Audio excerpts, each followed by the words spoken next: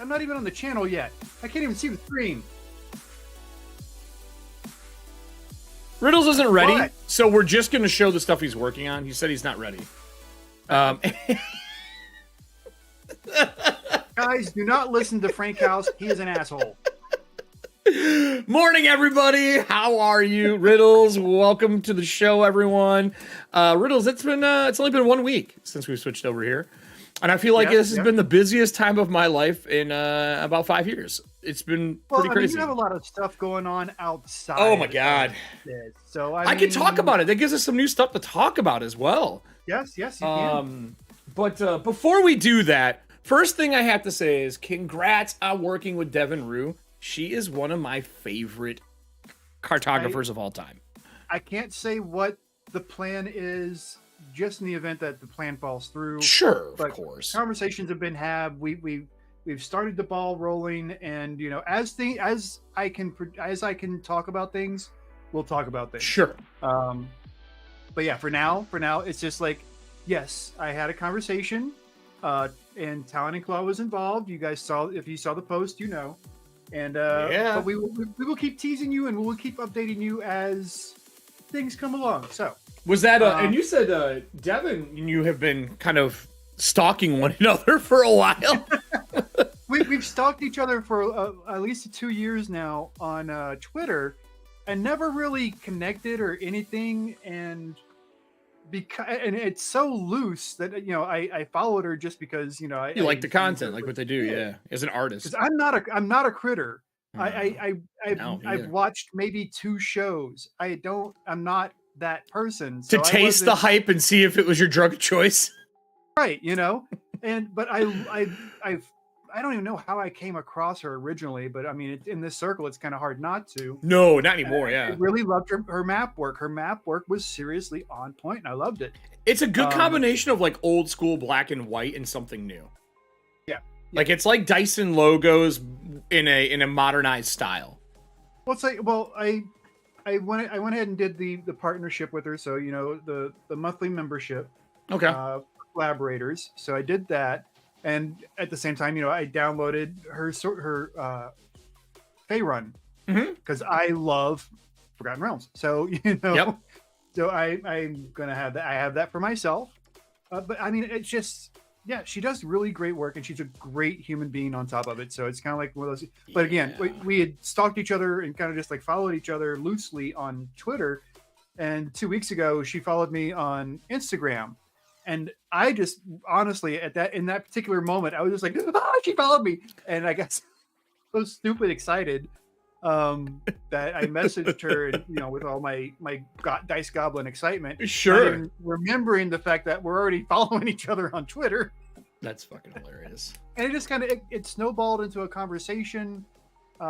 She made a comment. I made a reply, and it was just like, so it organically kind of happened. That's the best partnerships for doing stuff. Usually the organic stuff, it goes better. Experiences like that are why I went ahead and I took the plunge. I've got my tickets and everything for Gen Con. Where are you staying for that?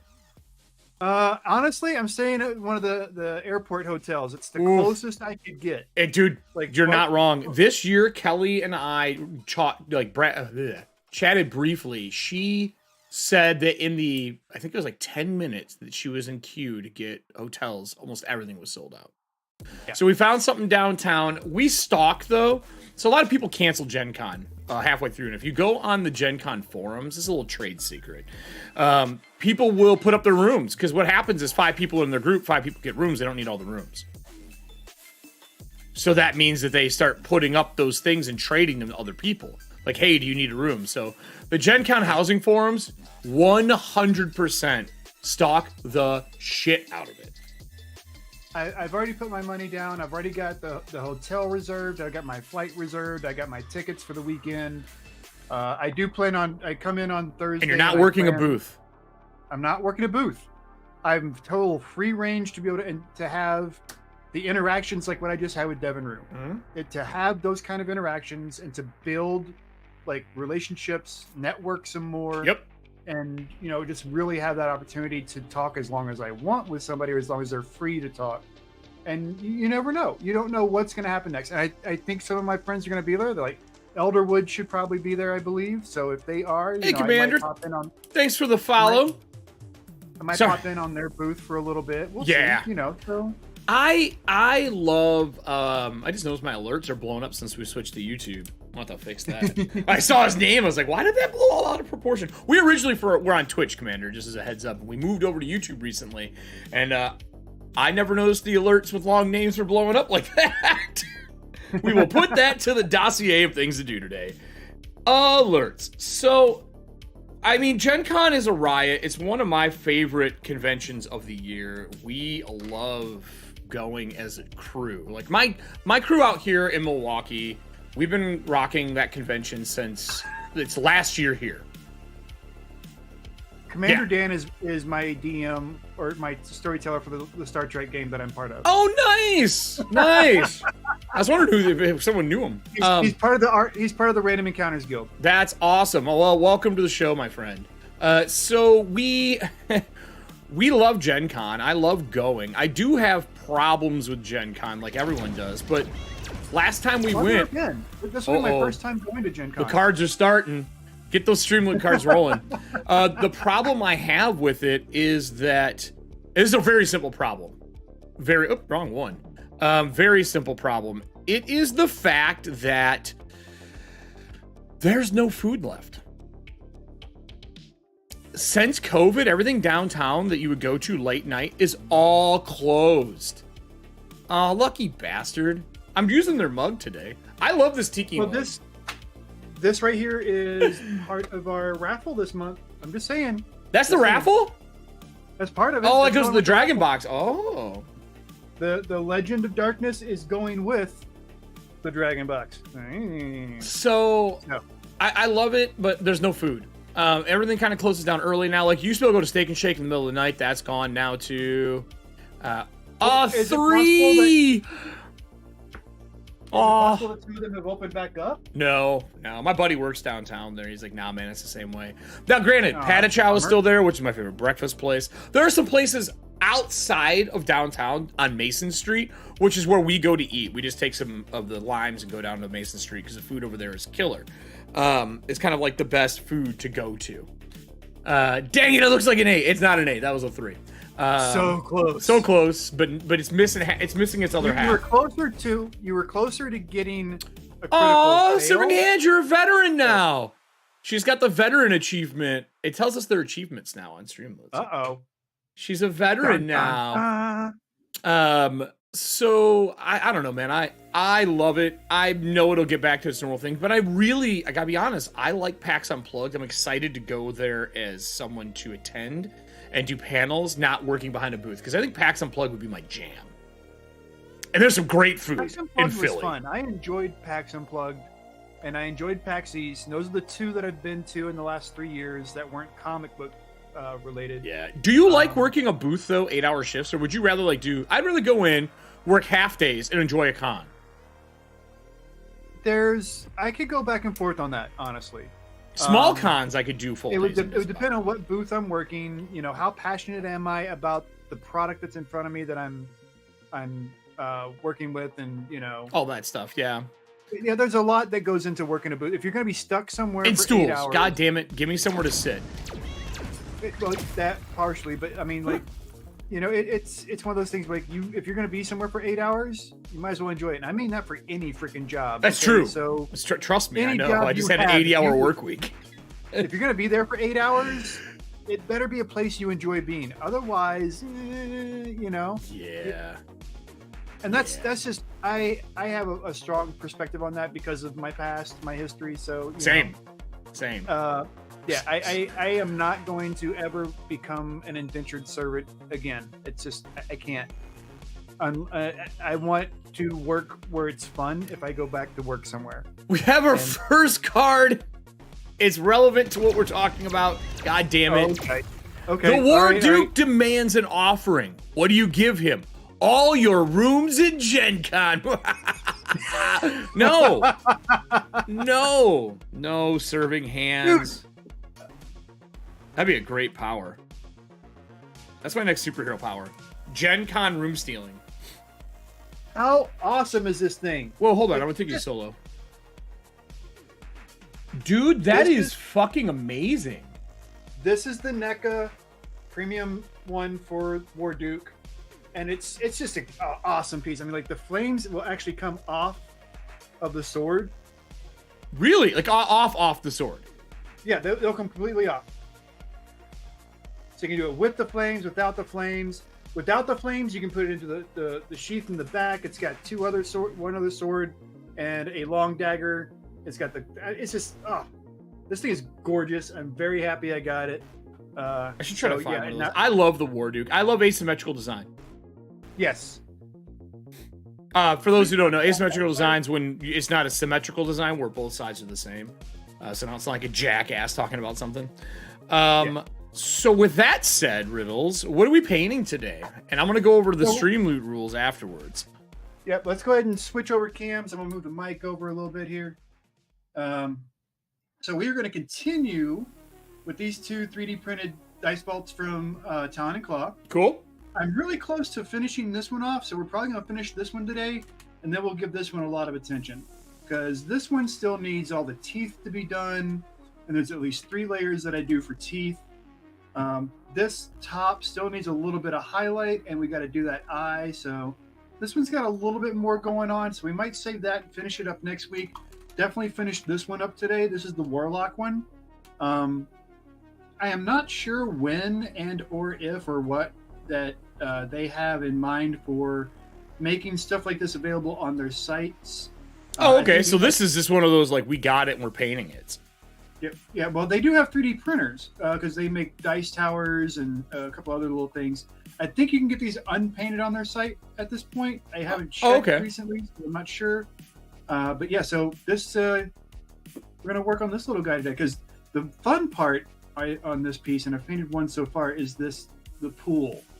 I really like the whirlpool, and I want to play more with it. I want to give it a little different accenting than I did in the first one that I did.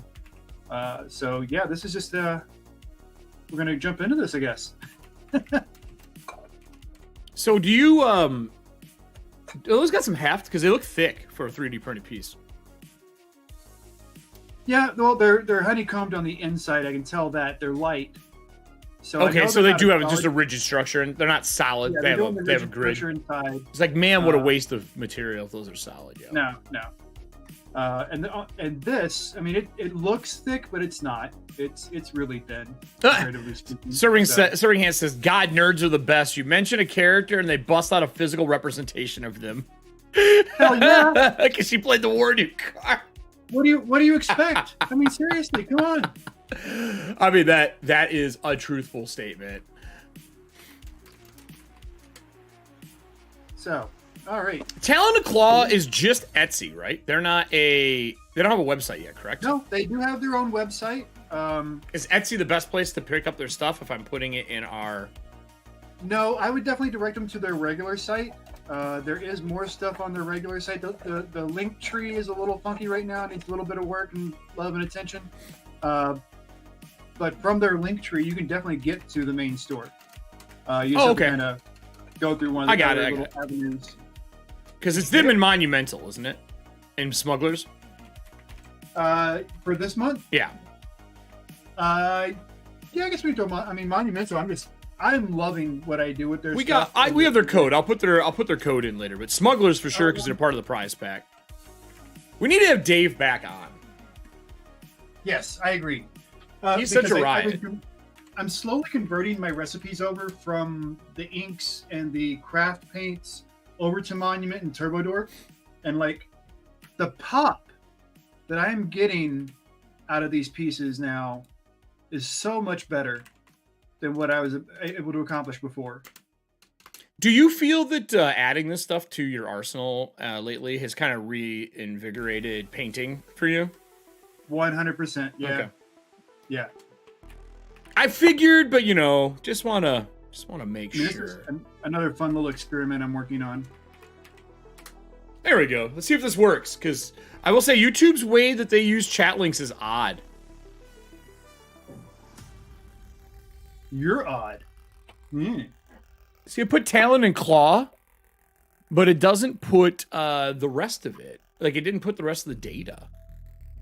That's odd. Yeah, it is really weird. I'm gonna try this. Wait, what's super green? Scott, what are you talking about with super green stuff? I'm gonna try this again, everybody. Hold on here. Pop, pop, pop. Super green. I don't know. He's talking about army men? There we go. There's got to be a way to put a return line. That's the problem. It's the return line. There's no return line that I can put. Oh, I see what you're saying. Okay, so what? Oh, you're doing math. So I have a couple things to talk about while you're doing that. And if you guys, let's talk about StreamLoot cards here while he's doing some looky-loos. So StreamLoot cards for the show, for those that are new, are really simple. There is a link for StreamLoots, as I'm hearing myself as he's looking at the video. Okay, I was like, what the fuck is that? Yeah. Hold on, I'm trying to. Where's the volume? Where's the audio? He's lost. He doesn't know what he's doing anymore. Technology. He's a painter, everybody. He's a painter. You can't fault him. So you're in the wrong place. Be quiet. No, you're not in the wrong place. So here's how StreamLoots works. Those cards there, you can pick up packs, help support the show. But each time you play a card, after I read it, if you can make Riddles laugh, you get one entry. If you get the D20 roll... What are you talking about? Yeah, you do. You're easy. No laugh. If you get a D20 roll, and you put exclamation point 1 D20 in the chat, and you get an 8, you get 8 entries in for the month. On top of all of that stuff, we have the trivia cards that are in there now. We're going to be adding some more stuff next month. We just wanted to get through this one and see how it rolls out. The trivia cards are super fun. We figured it out. We got it. We like how it works. when you play a trivia card, we're going to read that trivia category. If you can get the answer on your own, you get 3 points. If you have to phone a friend, I'll go with the audience. The first person to put the answer up that you take gets a point, and you get a point. You lose one in total, but you each get one, giving a little more of a community flavor for it. And it worked really well. Oh, obviously, on top of all that stuff, you can always pick up Ko-Fi tickets. Ko-Fi is a way, if you can't be here for the show, you can pick up a Ko-Fi, or on checkout on Etsy if you pick up any Riddles stuff. So those are the main ways. We have quite a few people that have already bought tickets, so there are... I mean, just from the show alone, we have 12, and that's not even including this week. Well, so play your cards. There's over 50 tickets that have been bought so far, so... Or you're like me and you get a 3, and it looks like an 8. Put your glasses on. I'll tell you. Put your glasses on. So while you start kind of painting the edge and doing what looks like some dry brushing here, with maybe a makeup brush. No, not a makeup brush, just a standard edge brush. Let's talk about the next big thing in the room for you right now. So you're working with Devin Rue. Yep. Which is awesome. But what's this, my friend? What is this? What is this thing on the screen right now? What is the Hex Chest Journal Edition? So, this was something that when we were talking with, or when I was talking with Quentin and kind of getting things settled and whatnot for the journal that they did, the dungeon journal that they did, the last Kickstarter. Yeah. Which, if you've been following either one of us, you saw a good bit of my artwork on there. Yeah. This is an expansion from that. This is taking that artwork into a new direction. We're using the same artwork that was on the journals, and making matching hex chests to go with it, as like an add-on kind of complete your set feel. But these are available now. Oh, really? They're not part of the Kickstarter. Oh, they're available now for you. If you want one, you can have one. I gotta be honest, they're way more cost effective than I thought they were going to be when I pulled out. I thought it was going to be like $60. They're only $40. Depends on the wood. I'm just talking baseline. I'm talking baseline. Yeah. But even if you select another wood, the most expensive ones are going to be your traditionals. It's what do we got here? We got Purple Heart, of course. Babinga? Is that how you pronounce that? Babinga? Babinga. Oh my god. I've never seen that wood on a chest before. It is amazing to work with. I have worked with it. I do enjoy it. I want a coffin it's made of a more expensive wood, though, so I don't typically get a chance to indulge in it that often. So you asked me what we were going to do for something. I have an idea. We'll talk about it live here afterwards. But these are all your wood choices. And then you have your different patterns. Oh, they put the werewolf one in. The Howl at the Moon. Yep. Lycanthropy. Nice. I see you're using your... I gotta be honest, like, I know the Rainbow D20 is the 88 Riddles logo, but more and more that mountainscape framed in, like, stained glass one that you've done is more and more becoming your brand to me. I kind of feel that, and I've been thinking about switching over. I just got to figure out how... Or it's a second mark. Maybe that mark means something else. Maybe that mark is for your apparel design. Yeah. So, but, man, I thought about the other day, what if those trees were your rainbow gradient? Yeah, we could see. I'm going to do it. I'll do it live. Shiny Math Rocks. And then, the Scarab one. I remember talking about that when Moon Knight came out, man. Yep. I'm very happy that they opted to go with that design. Yeah. Use it on the journals, and then to again expand it onto this. I gotta ask. This is honestly stuff like this is something I wanted to gear toward since the beginning. Sure. And there is.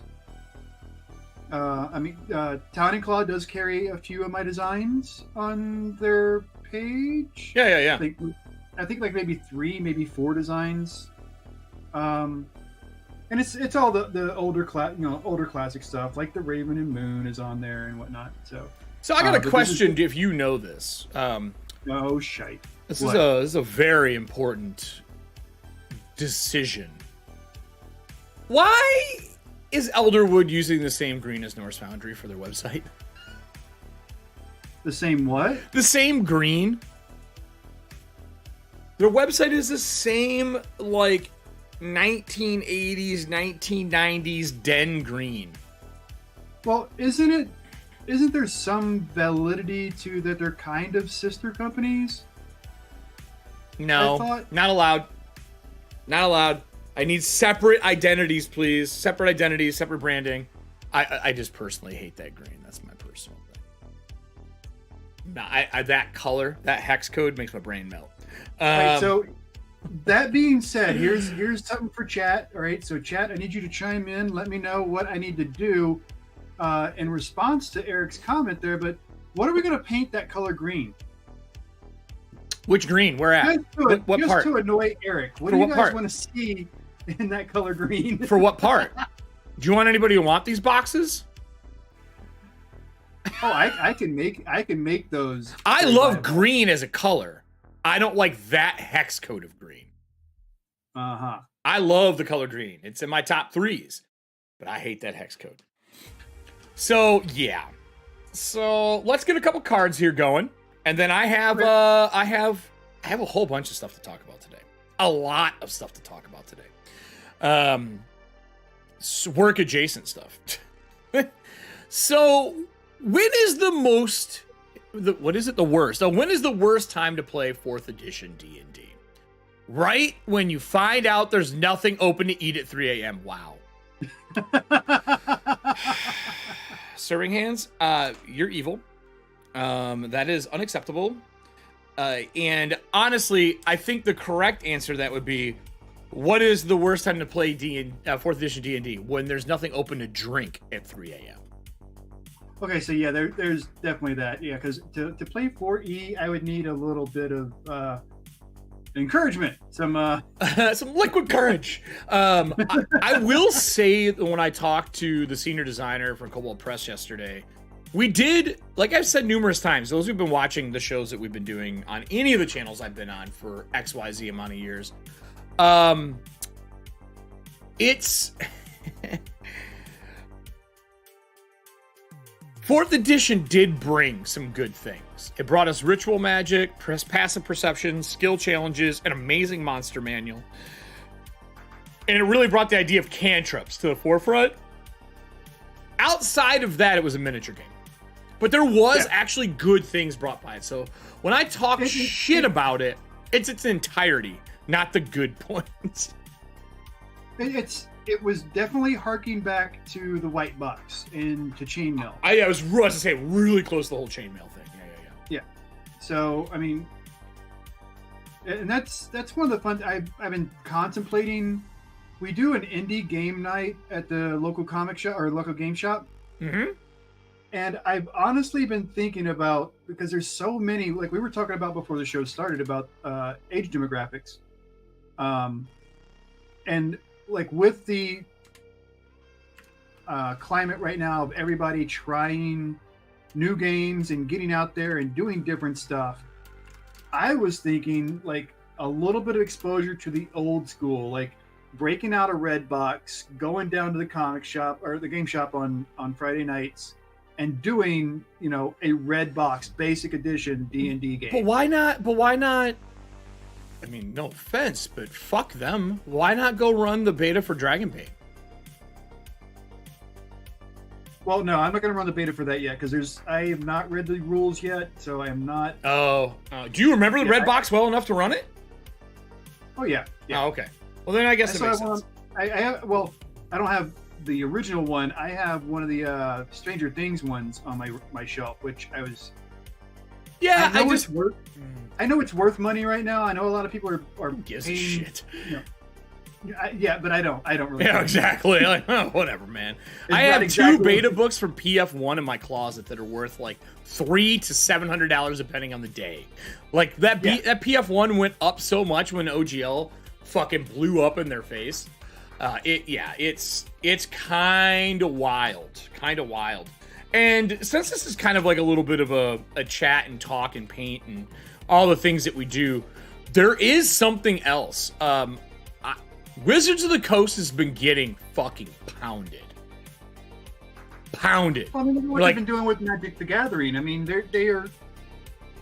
Dude, it is a hailstorm. Yeah. Hailstorm. And so much more. I honestly don't think it's anybody at Wizards that's really to blame. No, I it's really CEOs. believe this It's is all C-suite. trickled down from Hasbro. Oh no, that's not true. It's C-suite. It's also the C-suite in Wizards of the Coast. Oh really? Yeah, it is. I actually know for a fact that it is. From like some inside ball. They made some mistakes at that. Now the people who work for the company are fabulous, wonderful people. Like we said before, friends that are there. But before, remember I said that that there was a bank coming after them, saying that they don't know what they're doing and things are going wrong and this is a mistake, right? Yep. Well, now Bank of America just did that. When really the big sleazes are coming after you, you messed up. Not kind of, a lot of. Like, you super messed up. You dug a hole that you may not ever get out of, at least not in the time that you need to be productive in this industry still. Yeah, they've made It's it so sad. challenging. Yeah. Yeah, let me see where I can find it. They made it very challenging for themselves. Yeah, it has to do with stock though. And like, Yeah. while stock doesn't really interest us in who we are, but they're slapping them based on their goodwill. Not just stock, but like that they have no goodwill towards their customers, which is profound to me. Well, it's freaking accurate. First of all, they've Yes. lost a lot of love and loyalty that they had. They were, and specifically loyalty. They lost a lot of brand loyalty over all this. Oh, and it sucks because they did such a good job building brand loyalty, and to destroy it in one fell swoop is just honestly an art form. I don't understand where the decisions were coming from. Money, honestly. greed, corporate power. Like, I mean, I could come up No, with I understand the motivations. Oh, but okay. Like, Okay. but like, why? What was what? What do you get out of it? Yeah, where's your payoff for that? What was the big payoff they were going to have? What were they thinking was going to be Money, the payoff? greed, corporate power, and retirement? Look, I play a lot of Shadowrun, man. I played a lot of Shadowrun back. I love dystopian universes. I know people have a lot of problems with them and they hate that idea because it's just sad. But man, I fucking love being in cyberpunk and in that stuff. There's just something about that world because I don't want to be in it. Well, I want cyberware, but I don't want to be in that world. But playing in it, to me, it's so rich with stuff. And while some of it is offensive, I don't know. There's just something about it. Like, did you watch the first season of Altered Carbon? I watched both seasons. I thought both seasons were great. There's three. There's three seasons, wasn't there? No, two. They didn't do the third season. There's 2 seasons and an anime. There was an anime. Yeah. The second season, So. I had a lot of problems with the story arc for it. I love the body swapping stuff because that's why I love that. But it was okay. It was okay. And I actually am not a big fan of him as an actor, but he did really well in that role. I like Anthony Mackie. Not a fan. I think he's the same thing in everything he plays. But I think he did really well in that. What's that? That's William Shatner. Yes, but he's a character actor, and there's one character that he does. So we got some more. We got some more cards here. What's your favorite TTRPG that isn't D&D? I mean, how about Black Flag though? Look, I got some. I might have some inside. Was that really ball. the answer, or was that you just? I didn't play. That was serving hands. Look. I don't know the full design doc. We had our first Kobold chat yesterday. Thanks for teeing me up, by the way. We had our first Kobold chat yesterday with me just at the helm. I had Celeste on, which is our senior designer.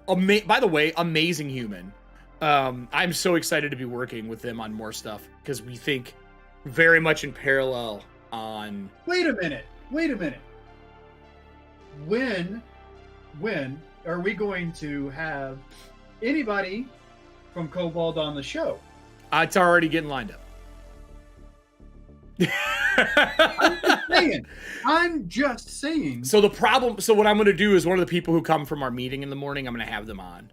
And there's a few people I'd like to have on, but I want more out that we can talk about. So, because right now it's still in the early stages of stuff. Like, we can't talk about everything yet. Right.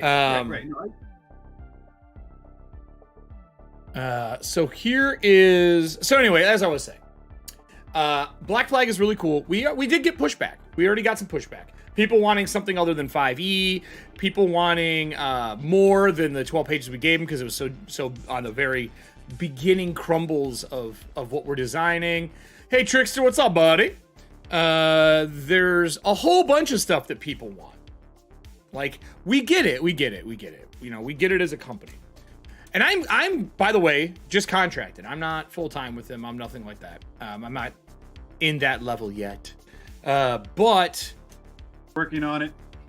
We'll see. But why did StreamLoots not propagate? Propagate StreamLoots.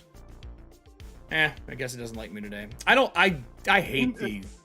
By the way, StreamLoots is not voice activated, so yelling at it's not going to help. Well, it was when I was on Twitch. I had a voice activation yelled, so when I would talk, I wouldn't have to hit buttons, which I'm gonna have to put back into commands here. What's up, buddy? You here to win some dice boxies? You here to win stuff? It's SL Make me cards. laugh. So anyway, I like what we've put out so far. We've gotten pushback on things like using the word race, obviously, because nobody wants that as their ancestry or their lineage anymore. And the thing is, people had to remember, we brought everything over into a document from 5e and started editing our ideas in, not the verbiage. Because that was, like, we don't know all the verbiage yet, because we want to make our own verbiage for stuff, you know? We just wanted to get out our mechanics and ideas for what we were doing, because that's the stuff that, on first pass, you usually develop. And I think that they've learned a little bit about the perception of what you're developing, and the words might matter just as much now. Is this the first game that they are working on bringing forward from scratch? I think no, that's not true, because Wolfgang was part of 3.0, 3.5 and all that stuff. He's done it numerous times now. But it's more, the playtest packet idea is to rapid prototype it out so that we can get feedback and build around what the audience wants. And we're talking about the median. We know we're building something to run in parallel to 5e with better options and things that are missing, so that the weaknesses of 5e that we all know are kind of washed out with what we're doing. Just like when 3.5 and PF1 came out, they solved a lot of the problems from 3.5 to PF1. So I have a whole bunch of stuff going on. It's up on Cobalt Press right now. The last 3 questions of the interview are mine when I was talking to her, and those are the big ones, like how are we going to handle bloat? How is combat going to be done so it doesn't get stagnant and you blow your wad in the first round? Those are the kind of things that I really wanted to know, is like a full macro design, because that's my biggest problems with 5e. And actually, I'll be honest, outside of Free League's Aliens, Blade Runner, and a few other games like Blades in the Dark, combat's too long. It feels like a miniature game. And if that is the goal, you did your job. But if you don't want a miniature game and you want something more in the cinematic TV show front, which is what I feel like the younger audience is probably looking for, the people, you know, the largest demographic of 5e, right? We need something that isn't just squares and movement and shooting 30 foot, because everyone collides in Pathfinder, D&D, you name it. Everyone, if there's a grid, they collide and they don't move from there. The grids are not freeing, they literally lock you in a space. I can agree with that. And you all bump up and hit each other with some people on the outside edge, and there's no movement. The dance stops. There's no tango, there's no movement, there's no reason to move. You just, boop, fight, kill, walk away, even with dragons, because you can't disengage. They punish you for disengaging, so you're better off staying there and hitting. And there's some stuff that MCDM has done with like the action economy. Fuck you, the Beetle and Grimlink. I know you don't like to work. But that stuff is stuff that I'm curious to see how we're gonna fulfill and fix. So, with that said, welcome everybody else new who came in. Trickster's here. I see Serving Hands is here. Drew joined us. We had some hiccups with our Dragonlance show. Drew's in here. Yeah. Nice. I found out that I have pushed the limits of what Chrome can handle for a stream. Not my computer, Chrome. And Chrome is freezing, crashing, and causing OBS to crash. Is that what was happening the other night on the game? Well, so I had one power flicker, but I didn't understand why it was causing a problem because I have battery backups, like for everything. I have redundancies. So they're like, if it's a flicker because of the area, the power takes care of it and we can move on. There may be a flicker in the stream, but you continue. I did that knowing that I'm in an old building. I'm in a cold, like we're getting like 8 to 10 inches of snow today. Shit happens. I want to be able to close it down and continue what I'm doing without, a fault. Okay. Well, what's happening is Chrome can only handle 16 gigs of information. Okay. My show pushes it to about 30. So what's the fix? All the browser links for OBS Ninja are going to go through a different browser. So because I have the RAM, like I was during that show, like right now we're streaming, we have 3 cameras active, which are 6 links. Basically, 3 we can see, 3 that go into OBS. We have overlays. I have 2 web browsers, 14 tabs open, music, stream decks, lights. We're running at 49% CPU, 57% GPU. This is an average load for me. We're not playing a video game, right? So I was like, I'm not playing video games. There's no fucking reason they should be doing that. We are literally bottoming out Chrome. Chrome's like, I quit, and it just turns itself off. But what I was realizing, I was like, man, it's always the video feed that goes. And then they're still talking because OBS is fine. But I can't get back in because I have to shut down Chrome. And then when I shut down Chrome, because Chrome and all interface actions that are with it close down, that means the browser sources that are in OBS also close down. I was like, no. This is not okay. I will not stand for this. And I did like a 3-hour deep dive into it. Called my buddy who used to work for Microsoft. I was like, what the fuck is going on? He's like, well, you have realized that Chrome is no longer able to do what you wanted to do. Shut up, Serving Hands. Yeah, what I missed.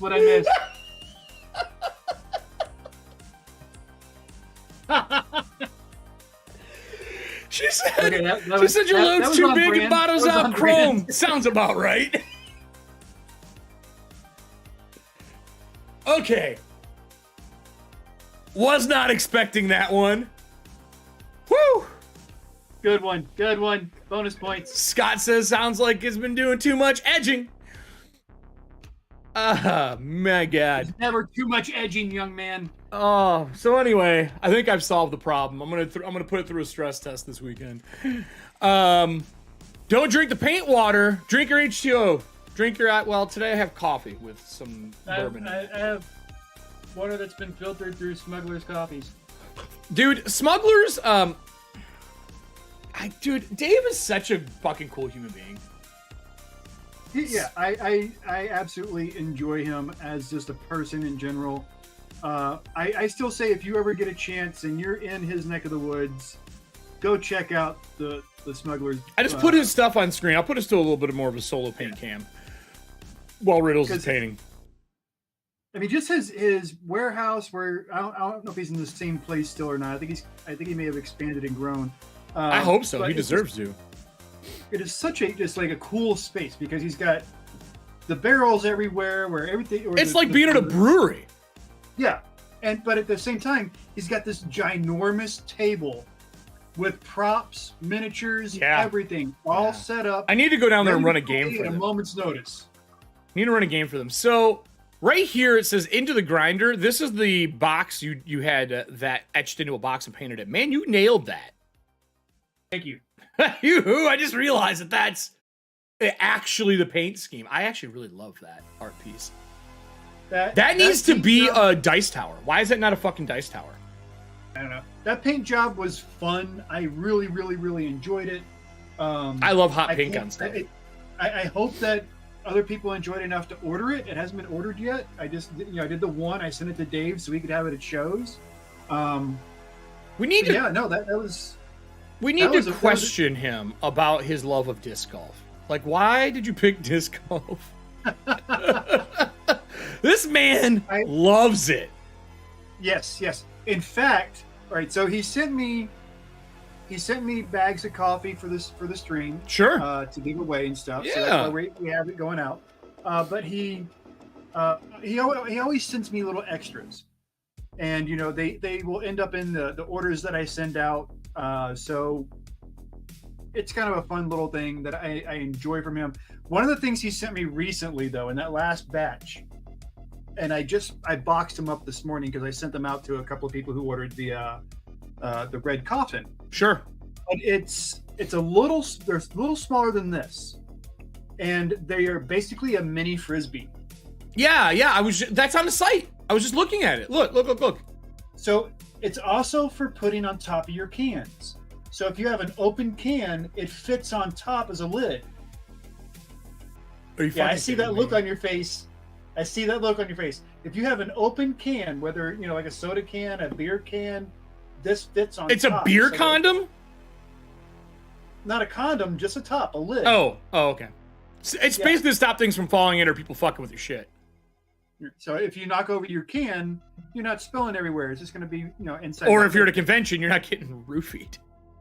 Yeah. I did not know that. Yep. That's all a legit thing. Can I? Oh, it's chosen at random. Damn it. Oh, you want the right specific color? Yes, I do. Dude, it's Dave. If you reach out to him, he will take care of you. Can we talk how upset I am that this hat is sold out for a minute?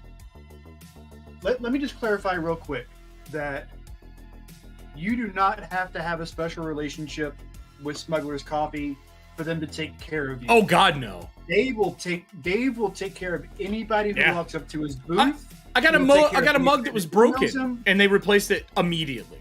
Yeah, and it's not that he's gonna go do something crazy if you ask for it or whatnot. But if you have a legit question and you're not being a dick, basically. Wheaton's Law, baby. Best thing Will Wheaton ever did. What's that? Wheaton's Law. Don't be a dick. Yeah. It's that simple. It's really that simple. Scott, I know you would. Don't lie to me. You try to roofie me. Don't you lie. Don't you lie. I know you want to have your sweet, sweet way with me. Oh, what I want to do to you is not sweet. Oh, all right. Even better. Let's go. Now I'm happy. So this is... God damn it, Serving Hands. You're on fire today. Somebody better play some other cards. This girl's going to single-handedly crush this fucking box into her belonging. Ready for this one? This is fucking good. What is the craziest excuse you've heard for canceling gaming? A huge financial institution said, you done fucked up now. Oh, shit. Oh, that is evil. I love it. Woo! Savage. The savagery is real, everybody. If you want to play... That was legit. That was legitly good. Oh, my God. If you want to get yourself some Stream Loot cards here, help support the stream, we would much appreciate. You can use these to try to make Riddles laugh, and so far, it's an easy mark today. Like, legitimately. Wait, you calling me easy again? I thought we agreed I wasn't going to be easy anymore. Did we? Asshole. I don't remember. That's it. I quit. I'm going home. I don't remember agreeing to that. When do we agree to that? I agreed to that. That was my rules. Screw you and your rules, hippie. Yeah. Nah, no, we didn't. No, I just looked it up. There was no agreement in the contract. By the way, if anybody, this is like one of the most plain ones that they've done. I just wanted to mention this. This is one of my favorite bracelets that I have from the Speechless Bard. I don't think they're doing it anymore, but it's my favorite What one. Is it? It doesn't have any of the etching come out of it, but what it does have... Is this a leather bracelet? Oh, is it reversible? Oh, wait, upside down. This too shall pass. 100% true. It's one of those like little reminder things that you put it on in the morning and you're like, yeah, you don't. The day's gonna be better. Yep. I feel like I looked at getting one of their bracelets. They're almost like a cuff because they're a little wider than normal. Not quite full cuff, but they do have a cuff one. They have one that's larger. Like do they? And I have one of those as well. I need to resize my fingers. I want to get some more rings. I miss wearing rings. And now that I'm not a guard and I'm not working anything where I can snag my fingers all the time, I can wear them again. So a long time I couldn't wear shit. I did rings for a while, and it was like, It's hard to paint. I was also doing it at a casino at the time, and it was just added to the flair and the dazzle. So, but that was then. That was many moons ago. Did you? How long did you deal at a casino for? Both of my stints were right about 4 years each. Okay. The vast majority of my time was spent on a dice table. Oh, craps? Yep. Good old craps. That's the best place to play to make money. I will be honest with you. I do miss dealing dice from time to time because that was... Really? There's something about being, on stick and barking it, just riling up a table is like one of my favorite. Have you ever played a character for a tabletop game that was a crap stealer? No. It'd be fun though. I could have fun with that. Blades in the Dark is what I'm thinking actually. Is you work it into everything because there's a lot of crap that you do watching people. Like the job has to be second nature so you can watch what's going on. We got more. If your character became a deity, what would be their domain? A world where Wizards of the Coast could never touch them. Look, Wizards of the Coast gave us domains. They gave us domains. I don't think it was a different company. I think it was them who made the idea of domains. I still think if I had a domain and I was a cleric, my domain would have to be time because I need more of it. Chronomancers are a fun thing to play. I'm not gonna lie. Well, it's my favorite class of all time from 2nd edition, 100%. So we're playing Dragonlance on Monday and Tuesdays, but it's like our rendition of Dragonlance. It's nowhere near anything else. It's part of the adventure that came out, but we are making it our own, like 100%. The group jumped through two of like the big parts that we're supposed to do in the beginning of the game. They just bypassed it by figuring out what the fuck was going on. That's the thing I will say. If you run pre-written adventures and your group figures out what's going on and wants to like bypass a lot of the minutia, let them. You don't need to do every piece of minutia. Like we had a fishing thing. There was gonna be a fishing event. It's part of the game that had something fun to do. They skipped that shit. This group is so deep into the meta plot that's going on right now, they don't care about the festival or what's going on. Which makes me happy because festivals at the beginning of a TTRPG are my least favorite thing in the world. So it's gotten violent on that show already. But the group... No way, not with that crew. Dude, the group that I thought was going to be good guys, they're all like blood magic. Like Drew's character's a martyr from Mage Hand Press. He bleeds to cast spells. Allie is a Vitalic sorcerer from TPK Games. Cuts herself to bleed spells. And they have a cleric of destruction on that team. The person that no one knows anything about yet is Todd's character, Hagen. Except for the fact that he grants wishes. And he has single-handedly got players in character to say yes to a bunch of wishes. And they're not even playing along. Like, he's actually got them to do it. It's been amazing. I thought they were going to be the good guys. I thought Monday was going to be bad guys. I think I might have been wrong. I think Tuesday is full of murder hobos. I really do. And Monday has a plan. But the cross argument and fighting between them for what's going on has been phenomenal. Drew signed into into our Roll20 table in the middle of the show on Monday, even though he wasn't supposed to, and made some of the funniest content we've had on the show. It was hilarious. Because, like, why is Drew on the table? I was looking at his character sheet and I couldn't look at the fucking spells because it kept flipping back to the character sheet. Like, what the fuck is going on? And I just had all those crashes and stuff that were happening. Now, it's Drew editing his character live during stream. He's not even on that show. Will not calm down, Drew. It ended up being one of the funniest things that happened that night. And then Allie, like an asshole, signed in and changed her name on Roll20 to Drew. Like, you brat.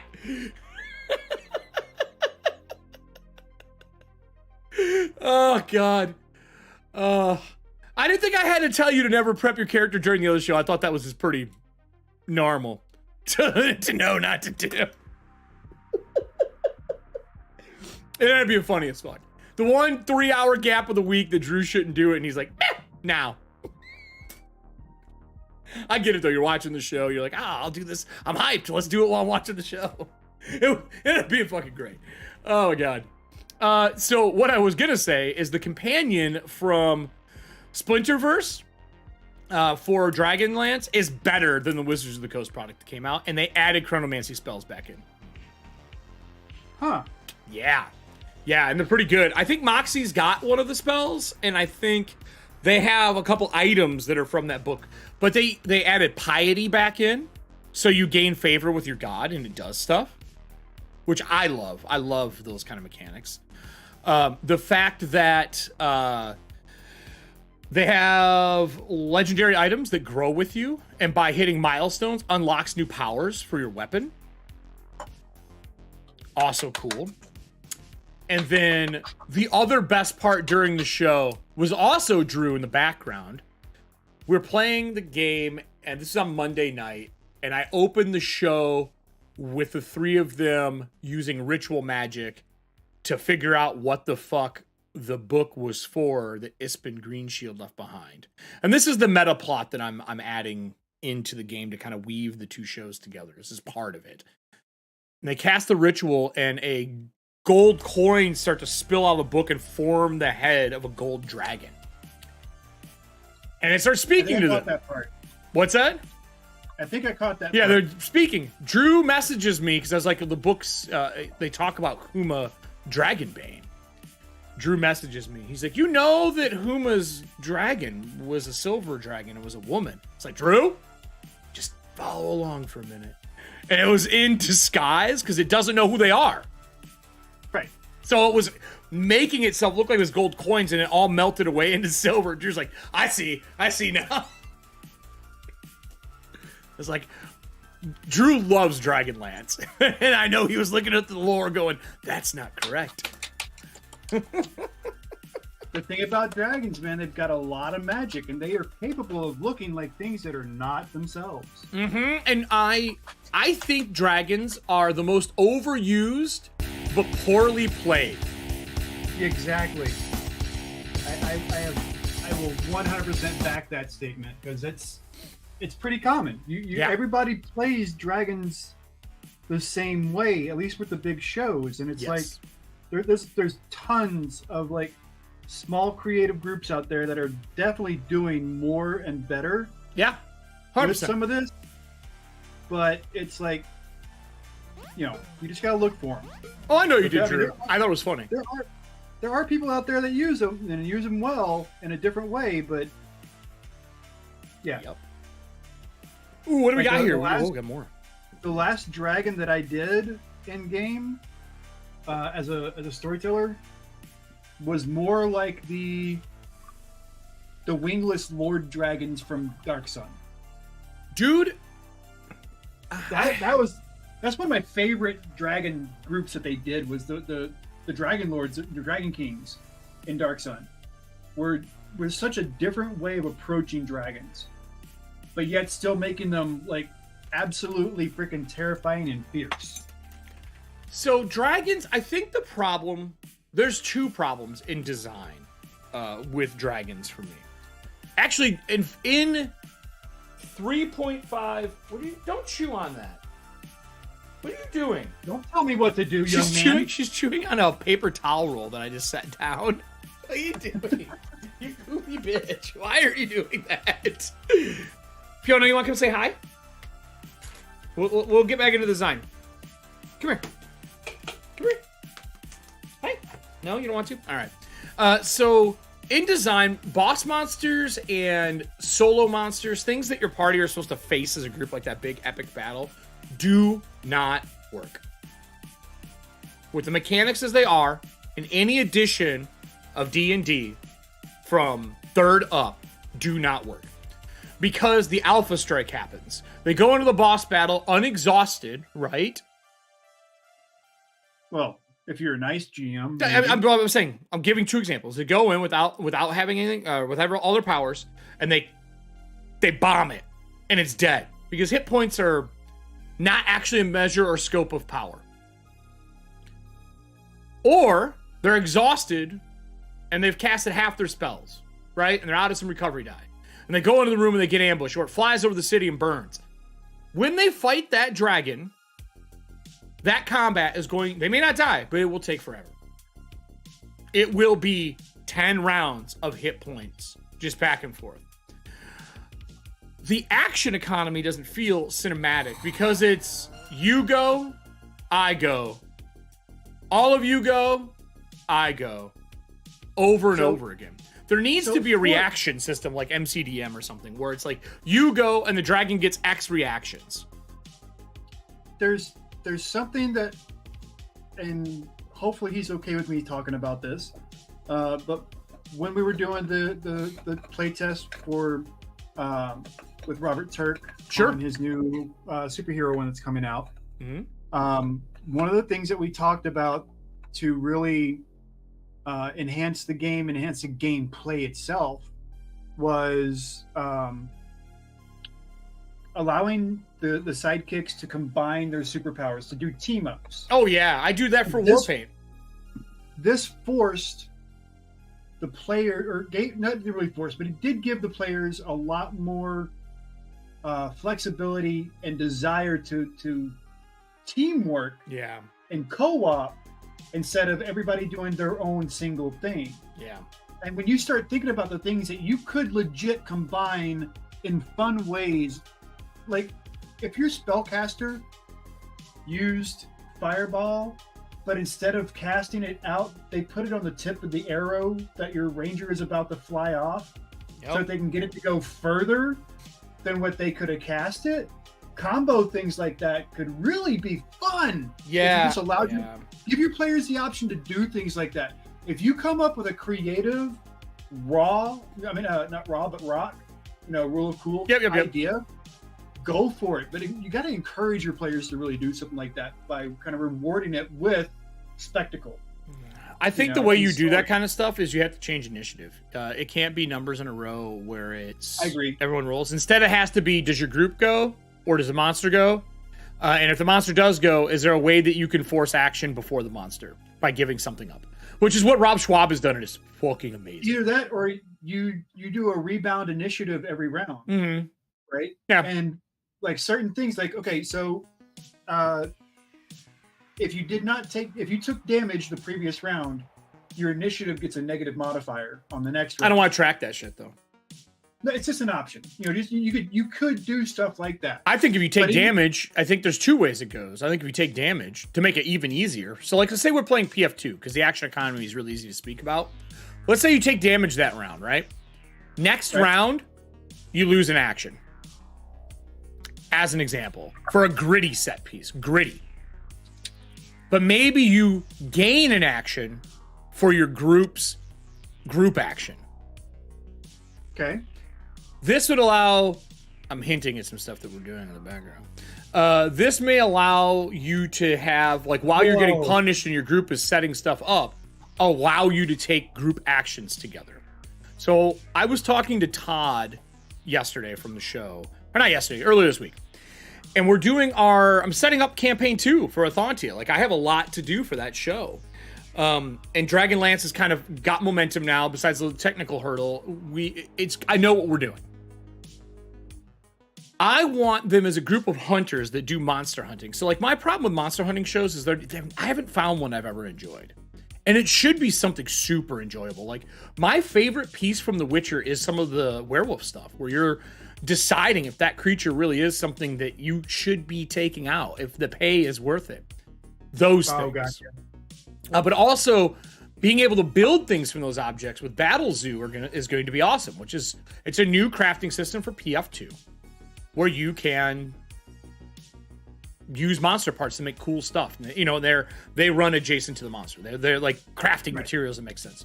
Be her lightning, stuff like that. But what I think is missing a lot when you're doing group combat, I love environmental stuff from the GM side of things, like being able to set up environmental pieces that players can use. But why is there not a team action where players get to do that? Exactly. Why isn't there like circling a monster to make sure they can't escape now? Why isn't there setting an ambush in a section because you rolled a critical success on knowledge on a creature and you're like, I set an ambush here. And you could put it within an area as you're kind of like putting them together. And as you build up your points, you can activate that group thing that you've decided on. Your ambush, your hunting tactic. So I have an idea of how to do it with their victory point condition, which is going to be pack tactics, I think is what I'm going to call it, or it's going to be called stratagems, where every success you get in combat gives you a point. Every critical gives you 2, and you're going to be able to do those kind of things and activate stuff. Also, when you get hit or take a critical, it adds points. Like if you take a crit. Because you getting beat up to move the drama along should speed up the end process in a fun way. Because when Malcolm Reynolds in Firefly is getting his ass kicked, it's some of the best scenes in Firefly. And then he always comes back from it. It's that kind of, in comic books are the same way. It's that give and take. So I think that back to dragons, there's a real missed chance to make boss monsters and dragons something else. And if you're just using your boss monster dragons as a dragon and a horde, that's cool. But if you want to level it up, dude, turn them into an NPC they've been dealing with for a long time. Make them a traveling merchant that's interested in buying their wares, because that's how they fill their horde. Have them have kobolds that go out and do things for them and bring them back. And those kobolds, one of them has secretly been working with the PCs the whole time. They had no idea he was part of the hordelings that go out and gather stuff. Tons of shit you can do with it. But when they fight that dragon, make it memorable. Destroy buildings, collapse ceilings, throw people into the air and walk away as they fall to the ground. Like, do things that creatures that are that large just can do. I mean, I know it's a horrible visual. What, someone falling from the sky for throwing them in the air? Ah! Well, along that lines, I mean, you can take examples from nature about that. Like, look at how orcas play with seals. Yeah. Yeah, true. You know, look at, I mean... Do they play with their food? They play with their food, I mean, 100%. Why would another intelligent large creature not have a similar possible style? 100%. You know, so there's a lot of things. If you watch enough National Geographic, oh my god, that's the best thing about Disney Plus now. I'm watching all the animal stuff, Animal Planet and stuff. I love it. Not just the animal stuff. I mean, all the galaxy stuff is pretty freaking awesome. Jen just sent this to me the other day. Hold on. I didn't know this happened. Let me pull this up. Let's see if I can find UFOs? It. No. No. It's space, but like it has to do with black holes. A fleeing black hole was found leaving a trail of newborn stars in its wake. Oh, what? Yeah. A level of creationism that is just insane to me. Yeah. A trail found in the gas surrounding a distant galaxy could be a smoking gun pointing to a runaway supermassive black hole. Based on the analysis of light that has traveled more than 7.5 billion years to reach us, a team of astronomers has presented evidence of a colossal object ejected from its host galaxy 39 million years ago. which is now speeding across an intergalactic space at 1,600 kilometers per second. Jeez. Though the black hole itself is invisible, its wake is not. Shocks left in the tenuous intergalactic medium leave behind a trail of stars forming in compressed gas. The team's work shows one way we could identify supermassive black holes ejected from their galaxies to zoom, invisible and untethered through intergalactic space. They're thinking we can follow the trails of stars left behind by black holes. That's freaking fucking cool. Insanity, man. And it's so crazy to me too when you talk about it's a very large article, by the way. It's not a small article. Let me see if I can pull it up here and I'll share it to everybody. It's such a crazy thing because when they talk about we just found, like they always say, we just found out that X. Yes, they did. But they're talking about 39 billion years ago. So wild. Yeah, here it is. I'll put it in chat. If anyone's a science buff, this is a super cool article. I will definitely read that later. I'll put it in your Discord. I already did. Here's the article just for those who are wondering. There's an image of the space piece that they can see of the trail. It's on screen right now, Riddles. Oh, not mine. I still see that damn delay. I leave it up. No, you're fine. But yeah, this is the black hole. If you look up now, it should be there. It is just it's just a trail of it, and they think this is how they can. But this is a big article though. But I'm gonna mute it. This is their mock-up of how it works and what they're seeing move and them tracking it. And then this is how things eject out of the black holes. I was like, what the fuck is going on, man? But yeah, the Bank of America, the other thing we were talking about earlier, look at the image they decided to use for Bank of America.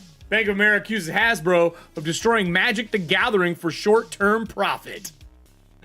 And it is a Grim Reaper, sucking the face off somebody, and the blood in essence has gold coins in it. That is the most epic piece of murder.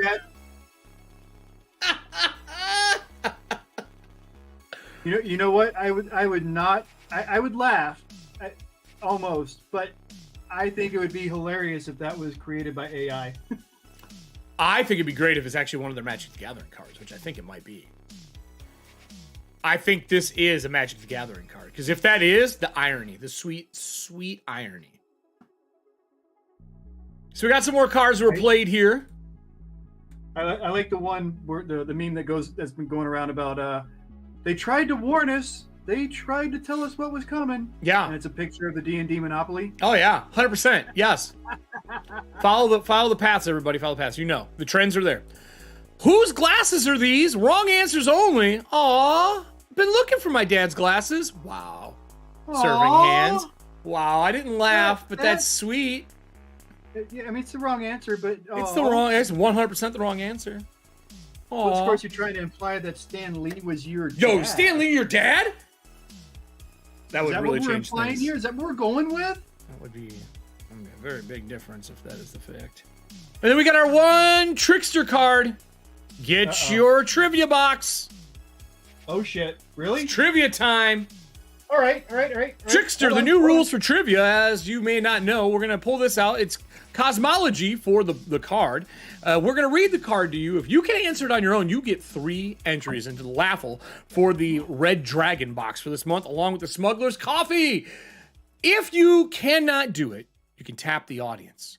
And you can take an answer for the first answer. So if 30 people say spear, and you say, I'll take spear, Alex. Oh, well, Eric. The first person who said spear will get a point, and you will get a point. See how this works? Really simple. You get to pick the answer. The first person who shouted out the answer in chat, if he takes it, that's cool. But, audience, please wait until Trickster says, I'm tagging the audience. All right, what do you got? What's the question? All right, so I know Drew is in chat, or he was in chat. Drew, if you were still there, keep your mouth shut until Trickster asks. Until Trickster asks for help. Or once Trickster answers and if it's not right, then you can jump in. Yep. Okay. Actually, if he's not right, I'll give the first person who's right the answer afterwards. How's that? That should be a rule, right? If someone gets it right in chat after him, they get a point. Right. Well, who played Trickster did. Okay. All right, Trickster. All right, yeah, I'll do the Dragonlance one. So, in Dragonlance, who was the Red Dragon High Lord who rode the dragon Ember and was given control of Pax Tharkus? Read it one more time, Trickster. In Dragonlance, who was the Red Dragon High Lord who rode the dragon named Ember and was given control of Pax Tharkus? All right, Trickster. Are you tapping the audience, or do you think you know this answer? I need to make a button for music. I need a quiz master music, like do do do do do do do do do do. Tapping the audience. All right, I'm gonna put. Tapping the audience. Anybody in the audience? I'm gonna put 20 seconds. Well, I'll put 60 seconds on the clock. You got 60 seconds, audience, to give an answer. Read that one more time for him. Okay. In Dragonlance, who was the Red Dragon High Lord who rode the dragon named Ember and was given control of Pax Tharkus? I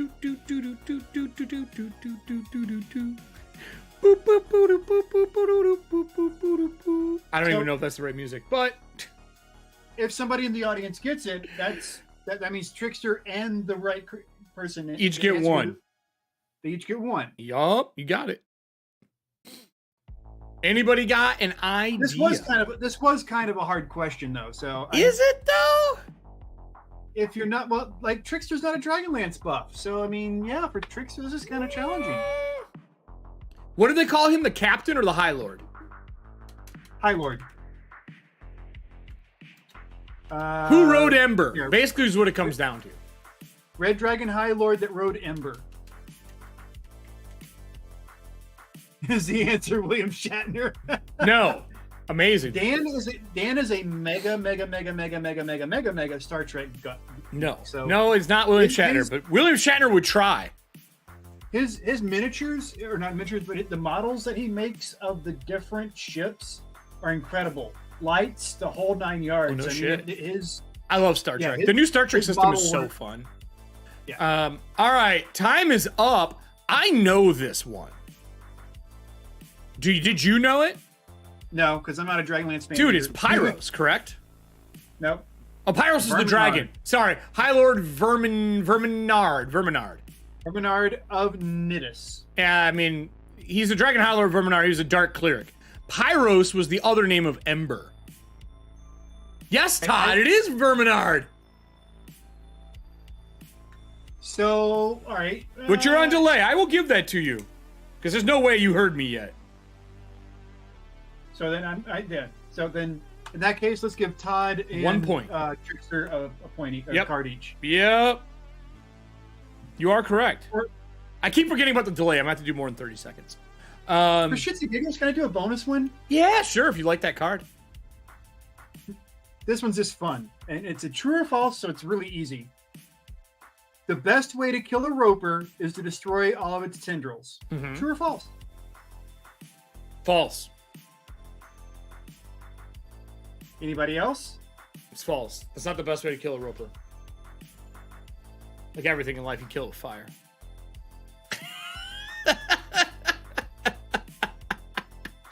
For the record, it is false. It is false. Because they hang from the ceiling, don't they? Well, not just that, but when you cut a tendril off a roper, it grows back the next round. Yeah. It's just like, it's a nothing thing for it. It doesn't do shit for you. Very true. Good one. I like the trivia cards. They're actually kind of dig them more than I thought I would. They're a different kind of conversation. It's definitely conversations false. that we probably wouldn't normally have. Oh, here's the other one, by the way. Here's the other greed picture, by the way. I need to point this out. This is the one for Hasbro slapped by Bank of America for destroying customer goodwill. Look at this one. Just spitting out gold coins. Just blah. Well, that's what they wish it was. They wish that this money machine was just that. Just a... but they're not accounting for the fact that money comes from, and the vast majority of their money comes from interactions with other people, not just from the product existing. Yeah, goodwill is how you sell. Without goodwill and intent, or invisible bad version of goodwill. Like if you're still a shitty company, a shitty person, but you don't put it forefront, you still can get away with selling stuff for a long time. Just saying. Here's the thing. Like if you are a local shopper and you go to your local gaming shop, sure, you probably noticed that they are steering people away from Wizards of the Coast products. Yes, they are. Not because they can't make money at it, because I mean, obviously they're still going to make money selling D&D products. Yeah, but they are very much on board with something different happening and expanding it, because they realize now, after seeing what could happen if they lost that one property. They have to have something in place behind it. You can't put all your eggs in one Wizard of the Coast basket. Right. So 100%. They are now using this debacle, this total like PR nightmare from Wizards as a way to help motivate people into other genres, other games. Yep. And it's all that, that face-to-face talking is what's happening, and that's you don't. Yeah, they were not really thinking things through at all when they decided to screw around. They screwed around and found out. You could say it. They fucked around and found out. You can say we're past the 15-second rule in YouTube for monetization. Let me just say thank you to everybody who has subscribed to the channel, because we hit 100. And Todd pointed out, because I forgot about this, we actually have our name for our YouTube channel now. Oh wow! So it is Eric Frankhouse Presents now for the YouTube channel. We actually have, it's no longer a string of text. It's just Eric Frankhouse Presents. So thank you for all the people who have followed us. We have grown a ton this month alone, like leaps and bounds compared to what we've done before. Leaps and bounds. So I'm super excited about that. It's fucking awesome. Where are we at here? Let me pull up the dashboard. This month alone, we grew 23 people when we've never been on YouTube for anything. We're at 102 now on our journey to 1,000. And then 4,000 hours, we are currently at 570 hours of the 4,000 hours. And we're not even a month into our journey yet of actual shows being out. So I'm excited. So, I know you're excited because these are like things that affect you directly, but how are these achievements going to make it for a better experience for our followers? I was just going to say that, actually. So here's how this works. At 1,000 followers, first 1,000 followers, I'm doing a giveaway. I'm giving one of the red and one of the green sets of the Athantia dice away if we hit 1,000. To one of the 1,000 people, they're going to get it. 2, if we hit the 1,000 and the 4,000, allows us to monetize on the back end of the show. And it also gives us more features as YouTubers. So we'll be able to do things like, for me, it takes a long time to put out our videos, like to port them over from Twitch to here. So I have to generate everything. It's still kind of like that on YouTube. I have to trim, cut, process, add all of our hashtags, our descriptions, and all that stuff. Once we're at the 1,000 and 4,000, I get to just make templates that I can put so I can move things forward quicker. And it allows us to monetize just from people watching videos. It doesn't cost the audience anything. When they're watching videos, we get revenue. And that allows us to do more stuff with the revenue, like pay staff, make new shows, all that kind of stuff to make this stuff that we're doing worthwhile. It also allows us to get really cool guests on and sponsorships for shows. Like, I can say that I have a guest coming up here really shortly. A friend of myself and the shows has a Kickstarter going on right now. He works for Pathfinder, and he put his new system he put up in like October. He's going to Kickstarter with this live right now. They were successful. I'm going to have him on the show to do an interview here in the next week or two. And it allows us to do stuff like that because it's valuable to the people who want to do stuff with us, like other sponsors and stuff. And then on top of that, when we hit the 1,000 and 4,000, it unlocks quicker editing times and quicker render times. So when right now, when I crop a video, I wait anywhere between 2 to 7 days for me to be able to use it. If I crop it in their thing. Once we hit the 1,000, 4,000, that crop time, I wait maybe 24 to 48, which is huge. That means everything I do isn't a week out then. Right. So more content for you quicker, better content, and then we get to do more cool shit. So I did reach out to the team at Monument about possibly being on stream. Oh, that'd be great. So that might be a thing that happens, because I would really. First of all, I have a lot of questions. You may not have seen this if you're not following me or Monument. What is their name? I'm having such a blonde moment. There's a signature series miniatures out of the UK. And Monument is going to be coming on as their U.S. distributor. What is this going to do exactly? I don't. What's that? What is this going to do? They're going to get a new distributor, you're saying? No, Monument is going to be a distributor. For Journeyman Miniatures. Journeyman Miniatures out of the UK. I'm going to send you a link. Pre-orders are live, so you can pre-order now. And I'm on Journeyman Miniatures site right now. Is it on their site? No, it's on Monument Hobby site. I just sent you a link in Discord. Already popped it up. But they have some absolutely incredible museum quality, like high grade. Oh, I know this studio. They also work with Chimera Games. Yep. So they are now going to have Monument as their their North American distributor. So the pre-orders you're doing now, so they're taking pre-orders now. I want to look at, and on those pre-orders, I want a bigger image. There we go. Yeah, you got to go to the click on the name. The name is what brings you to the thing. I got it. Yeah. That Death Knight. I mean, I want a Death I recognize Knight. those colors. Those colors are Chimera colors too on there. So they are really big, and they're going to be expanding into different stuff like this through the course of the year.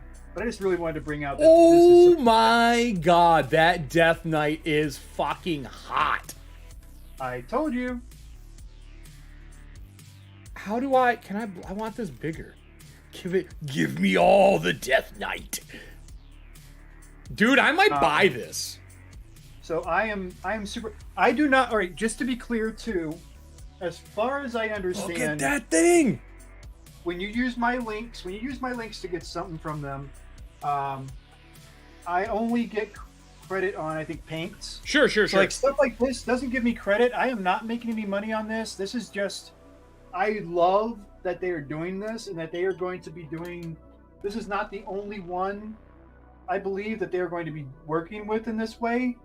But it's a way to really kind of expand and work with, I like collaborations, and this is one of those collaborations where that really just makes a lot of sense. I don't even want this as a villain. I want to play this as a fucking character.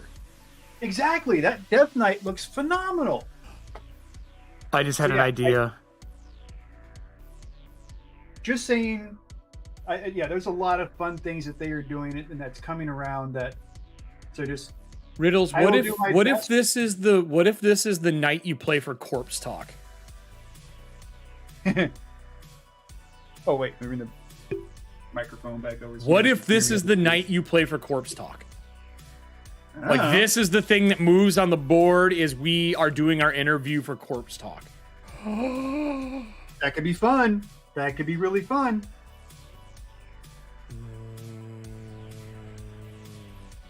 You don't like it?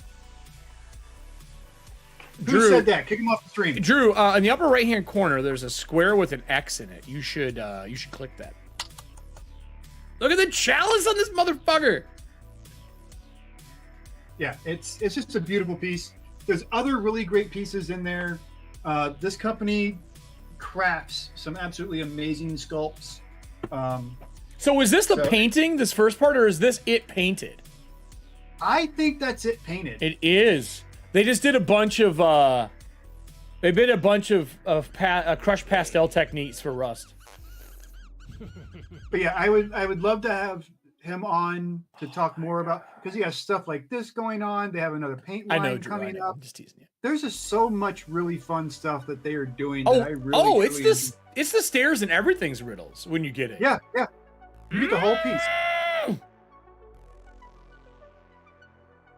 How big is this mini?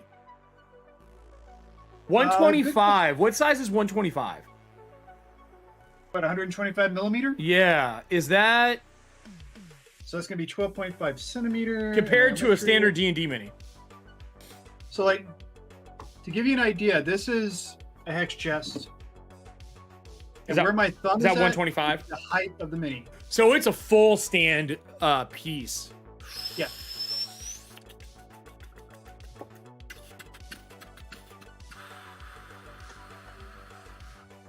But I could paint it up and take good photos of it and make it the virtual tabletop mini. And then maybe it gets added to the Horde as part of the giveaway at the end of the season. I think that's a nice idea. All right, so I need input from chat real quick. All right. Sorry. All right. So I'm drooling, damn it. Give me a minute. I know you are. It's on the fucking keyboard. But we have the lid for the Warlock one. And I am at a point where I've kind of got my glow in. I'm a little happy with most of it so far. These things though, they could either be teeth or bone, or they could be stone, they could be something else. Yeah, I'll go to actually full pick cam. The pieces on the top, is that what you're talking about? Yeah, so these little like tooth looking things. Am I painting these like teeth? Huh. Am I painting them? Do I want to give them a more magical effect? Do they look like stone? Could it be like gemstones? Could be gemstones. I think gemstones would be kind of cool. They have a nail kind of like a dragon nail kind of quality to them. Yeah, it's like obsidian almost, but you could do them in like the purple gemstone, like it's powering the portal, and then light the insides in a brighter color, so it looks like there's the glow hitting the inside edge of them. Yep. I like the idea of those being stone, or not stone, but gems, magical gems. Like it's how the portal's being made, but that's just me. I love any form of illuminated painting for like doing miniatures, like where they're holding a lantern and it spills on a mini. So it's actually a lot easier to do than people think. Doing like color wash of like, hey, look, this is a green lantern light and it hits this guy's face. It's very easy to bake that into a mini when you do it. So you just got to pick your light source. I understand that for pieces like the Death Knight here. I understand that for bigger pieces. I don't understand that for miniatures. The reason why for me is because like if I do get like there are times where we've had really great setups, and if that piece already has a predetermined light source and it's painted that way, it doesn't fit into the environment that you just dropped it in. You are speaking about tabletop for RPGs. I'm talking about for miniature wargaming, where your entire army is painted in a theme like that. It looks so good. Like I did an undead army that was noir, black and white, but the front row was walking out of a mist, and the mist they were walking through was giving them color. And it looked epic. I won 2 awards for that fucking paint job. But I like pointed lighting for like people holding lanterns and stuff like that, because that doesn't change. If the light source is coming from something, an effect on the mini, that would be there no matter what environment they're in. Correct? Fair enough for that. But if you're just doing a zenith lighting for something, it should always be where the sun would be. It should be like a top-down feel for them with a little bit of lighting. But if someone's carrying a lantern, casting a spell, have glowing eyes, that stuff would look like that no matter what environment they're in. So... Hey, Trickster, if you were asking about the miniatures, that's Monument Hobbies. I put it in the chat. I'll do it again though. Here. And I'm kind of liking the ideas from chat right now about doing 2 different ways. Like the inside one should be different than the outside one. Oh, there's 2 rows. Oh yeah, I agree with that. 100%. I like that idea. I didn't realize there was 2 in the grinder. There you go. I put the link back up there for you, Trickster. That mini for Corpse Talk though might happen.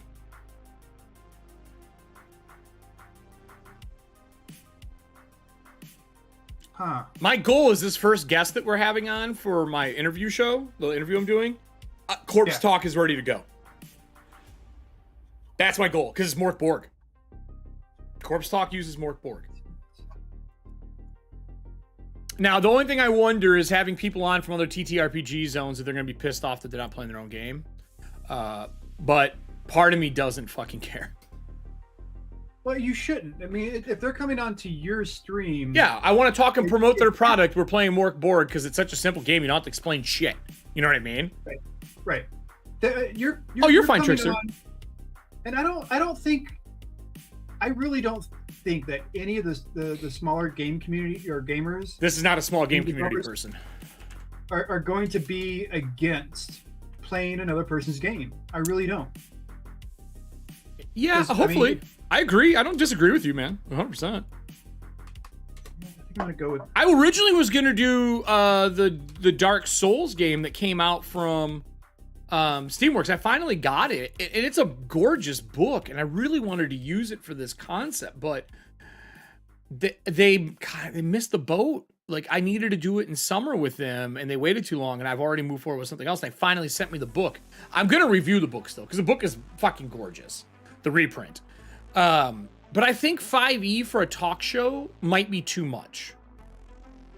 Oh yeah, definitely. But I think Mork Borg is not. You know?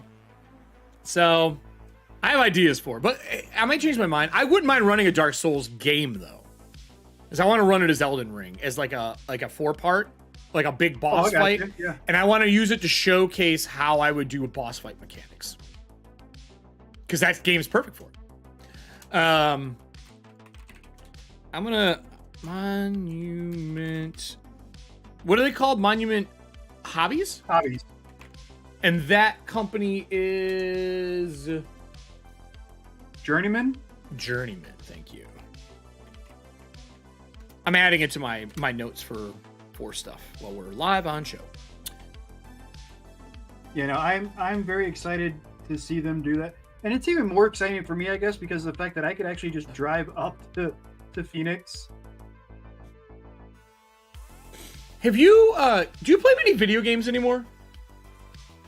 Honestly, the only thing I've been playing recently is Dungeon Keeper 2. Oh, really? Yeah. So I played on stream. I don't know if I ever streamed it, but there's a company that made a game called Cult of the Lamb, which is fucking amazing if you've never played it. It's an amazing game. Serving Hands just sent me a link. They make stuff for Critical Role and stuff too. I want this fucking evil Cult of the Lamb. So this might have to happen. Look at this motherfucker. Is there a version of like a pop figure? It's U2s. They're like U-tunes. Right. Dude. Oh, join the Cult of the Lamb. It's so cool looking. I like some little action figures. That's one of my favorite like hidden gems of last year was Cult of the Lamb.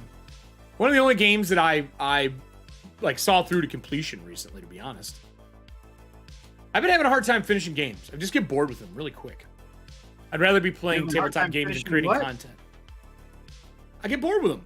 I'd rather like it's like once their mechanics don't grow well enough or they become too predictable. I'm fine with predictable if it's fun, but if it's just predictable and I'm playing the same thing over and over again, I kind of lose the love of what I'm playing. Understood. I will say, I'll be honest with you. There's one game I've been tempted to buy within the last few months. What's that? Stray. Stray. I haven't played that fun. Yet. It just really does. I haven't played that yet. And it looks like one of those games where I could, just really kind of like chill with it instead of being a little too stressed out about it, I guess. I have been playing the game of controversy in the background because the magic system and the combat's awesome, and I had friends that worked at the studio for Hogwarts. So I've been playing that in honor of them completing their game. I know people are really pissed off at it. It's not a conversation I'm going to get in about it today. but the game is gorgeous. It looks great, and they have J.K. Rowling's burning at a stake like a witch as one of the portraits in their own game. Well, here's so my thing fucking with it. funny, man. I'll just my quick 2 cents on any of this stuff, whether it is the Hogwarts game, whether it is the Dungeons and Dragons movie. Yeah, people made that shit. Unless you know for certain what those contracts involve, you have no idea if boycotting that game is even making an impact. Because was she paid a royalty straight out front? Was Hasbro paid a royalty for use of the for the movie, or are they getting a percentage per sale? Yeah. Now, if they're getting a percentage per sale, if they're getting like 2 pennies per game sold, yep, yes. But that game, it's not a subscription. If it was like an MMO and there was a subscription involved, those kind of movements make a huge difference. We just saw it with D&D Beyond, right? Yeah. It made them buckle. That game was produced, budgeted, and finished. And there are hundreds of people that worked on the game, and it was their livelihood for years. For years, it's the Hogwarts game. It's not even called Harry Potter. It's called Hogwarts. And I hate to take food out of the mouth of people who bust their ass as creatives because an overlord is a piece of shit, unless there's a way that it will affect them, because it's a monthly fee or something. But regardless, I have personal friends that worked on the project, and I felt I had to play it. And I gotta be honest, the game is fucking wonderful. It is wonderful. You gotta admit, there's probably a lot of developers that were on that game that actually had a passion for the franchise itself, for the property. 100%. Oh yeah, dude, we all grew up with Hogwarts growing up, man. Like that's, so that's the thing. I mean, they're going to make a beautiful game. Just like when you see, well, I don't know, it depends on which studio you talk about. Art is a controversial topic. Where I'm going. Yeah. So regardless, I recommend playing it if you can. I think it's a super fun game. I know Trickster downloaded it and he was playing it too. I really enjoy it. I think it's a lot of fun. I'm not streaming it because talking about becoming the things you hate. Earlier we had the Ouroboros symbol that popped up on here. I noticed on the background. it was fucking hilarious. It was amazing. By the way, that Ouroboros that Print Inkling designed. The 5e one. Yep. If I understand correctly, from my conversations with them, they did license that out to the public domain. What? So, as far as I understand, if you want to utilize that little Ouroboros, it should be, rights free for you to use. Ooh. I'm just saying. I mean, obviously, I would love to see as much credit as possible go to Print I would just put it on there, yeah. Yeah, for putting that together, but...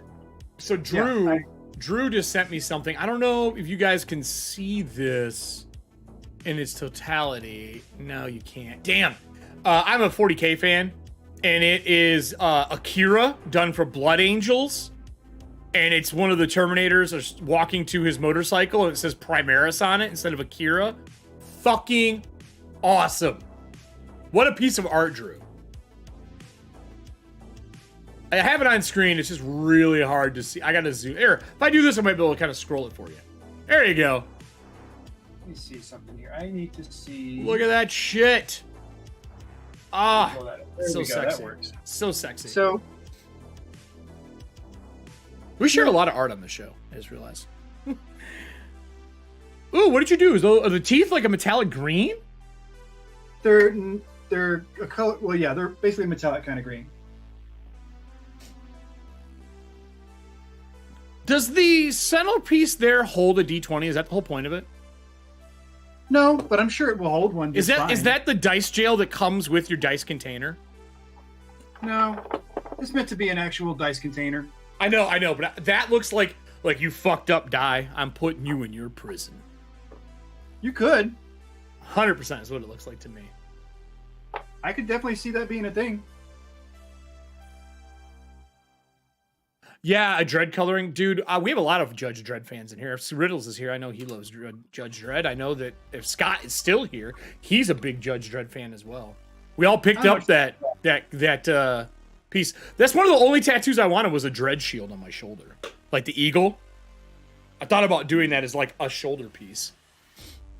Are you going to grab more stuff, Riddles? Yes. I don't like dread. Yeah, they're sitting here. Look, I've literally been in my little bit of downtime reading these pieces here because these are things that make me happy. I fucking love this. I want to play more.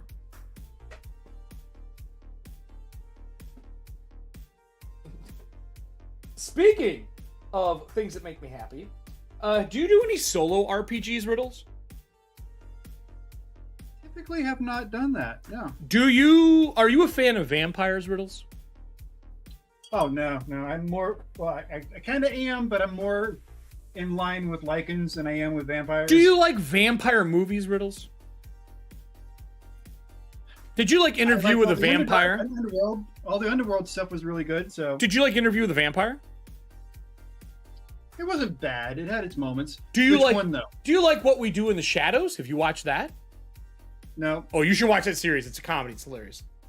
So Tim Hutchins made a book called 1,000-Year-Old Vampire. Look at this book. This is the actual journal, Riddles. This is what it looks like when you get it. Right? It's a full-fledged. The book has got like, it's full-fledged book.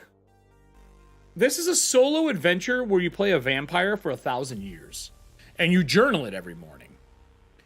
And you answer prompts to live through your 1,000 years. In the back, it has one of, and I think I was talking to Moxie Blue about this, or Mallory, about how they do the equivalent to safety in solo gaming for Headspace. And I never even thought about that. As someone, I'm just such a jaded fuck. I guess I didn't think about people playing a game like this, having it cause issues and like trigger really hardcore emotions for them. I didn't think about that. Their answer, let me see if I can make this work on screen well. I'm going to go to an autofocus. This here, take this out. This here is their guide for playing a solo RPG together. No, not together, by yourself, to make sure that you're checking in with yourself as you're writing it. It's a flower. And this flower uses the petals as a, I can't write enough, or someone should make a movie out of this, or I'm feeling relaxed and comfortable, or I'm curious about what happens next, right? And then you get into like the yellow, like the outer part of the flower. And you get, I was absorbed by this moment. I lost track of time. I'm feeling for the character right now. I recognize my personal experience. And then when you get into the red, it has, my heart rate is increasing. Tension in my body, or my breath is constrained. And he talks about when you hit the red, if you're still comfortable in that state, push on. You're probably going to have a very powerful moment. If you're not comfortable in that state, take a pause and walk away from it. And it's a journal thing, and it's very replayable. But they have a co-op version of this as well that you can do in it. I think it would be dope to play this through history. And what you do is you start with somebody else as a pen pal, and you write notes back and forth for your journal entries, right? And you run them in tandem, like your pen pals across the globe. And then you move forward in time to where you are doing typewriter stuff. So now you print pieces and send them to each other. And then you move into the modern era. And with that modern era, you start just using like a Discord or texting each other. How fucking amazing would that journey be? So that's the GM in me, is like, how do I make this something more than what it is? I'll get a link for you. Give me a second, bud. Yeah, Serving Hands. I had an extra copy when she was visiting. She was talking about wanting to play a game. I had like a stack of them. I've given them away over the years. Such an amazing piece. Let me find it for you. And they have a PDF version of it too. But the book is gorgeous. And I'm thinking about putting it in my backpack so I always have it to play. But I really kind of want to start doing it. I've not given it, I've read through the concept. I know how it works. I think it's fucking amazing. I really want to get it started. I love solo gameplays. So like journaling my intent in the morning and stuff like that just isn't really for me. I don't. Right. Yeah. It doesn't sell me. Like meditation and stuff I do to get myself centered for the day. Like I don't look at Discord, text, or email. First off, I don't answer emails till noon. Period. I refuse to. I get up and do other work, and I accomplish my goals that I know have to happen before I get engrossed in the bullshit of what else I will have to do for the day. But I think a solo RPG is my jam. I think that sounds like something I'd really enjoy. And it came up because Mallory right now, or Moxie Blue, is designing her own version of solo play using a deck of cards. So I think that's how that conversation as designers came up. We were talking about, check this out. But yeah, Drew, check it out. I think Tony would love it. It's a really cool piece. I can pull it up on screen here too, just so you guys can see how they're pitching it. But this is the book. Let me see what you guys can see. Yeah, you can see it all. Cool.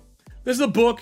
This is like what the inside looks like. It's a bunch of like photos and pieces pinned in. I would love a luxury version of this or a special edition where the pictures come in like a shoebox or something. I would fucking love that. But these are the layouts and the things that you find inside the journal as you play. Hella cool concept, man. Hella cool concept. And so cool, see this piece, is it here? There's a spot in the book, and I haven't gotten to it, so I don't know how it works. In the book, there's a point you get to where there is a checkerboard that's like stenciled, and he actually sends you a piece of parchment that has that stencil on it, and I don't know why. I don't know why this is in the book. It means something. The cool mechanic about this is as you get older, you lose memories. How do you track that, though? So when you're doing your journal entry, some things can go into books that you keep, and other things go away. So you lose your memories as you're going through in your spans as a vampire. So here, I'll find the entry while we're talking about it. What was that, Scott? Check out Freeway Warrior. I have it. I have that. I'm actually really interested in that. So here's the short of it. It's a very simple concept. So an experience in the game, you have memories and experiences. An experience should be a single evocative sentence. Just I tasted a strawberry for the first time. And as somebody who only drinks blood, it was, delectable. Whatever it is. Memories are made up of experiences. A memory is a section of the recorded sheet that contains up to 3 experiences. Memories are not necessarily linear or chronological. If a new experience clearly belongs within an existing memory, you should add it to that memory. If not, record the experience in a new memory, which may require the forgetting of an earlier memory. A whole collection of other experiences. A memory is a container for experiences that are related in some way.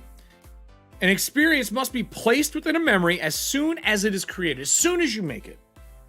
Our earlier example might be expanded upon with a second experience like this.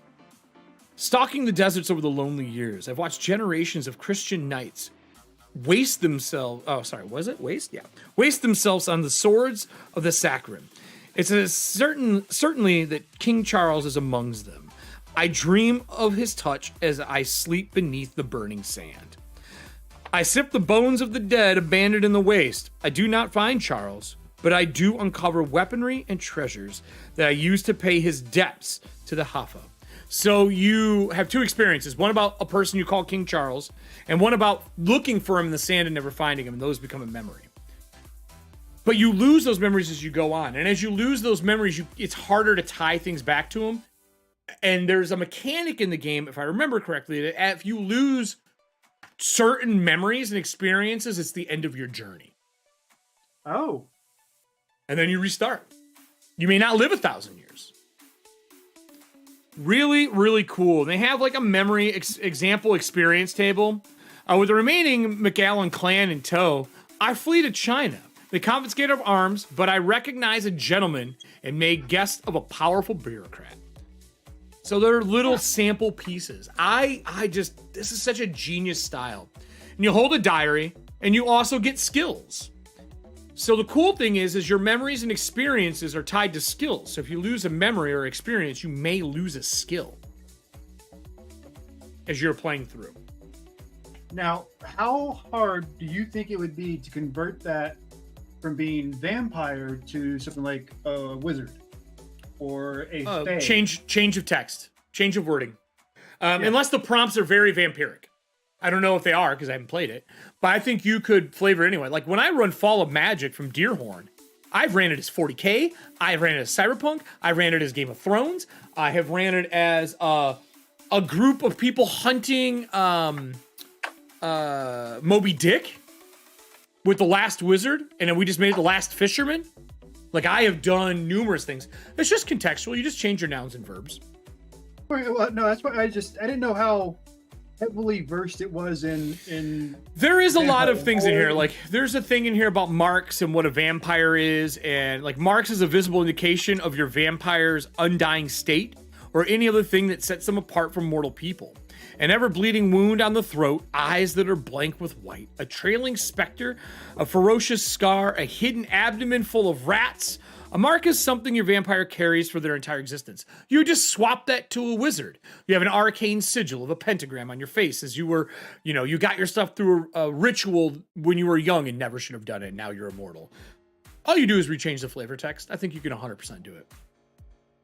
100%. You have to write yourself a little bit of a canon, you know what I mean, to play along. Right. I don't think lycanthropy would work because lycans aren't immortal. They age out. You would need something that's immortal. I think that's what you would need. 100%. That's why I went to like wizards and fae. Imagine if I did this as Lord Soth from Dragonlance. Yeah. Just saying.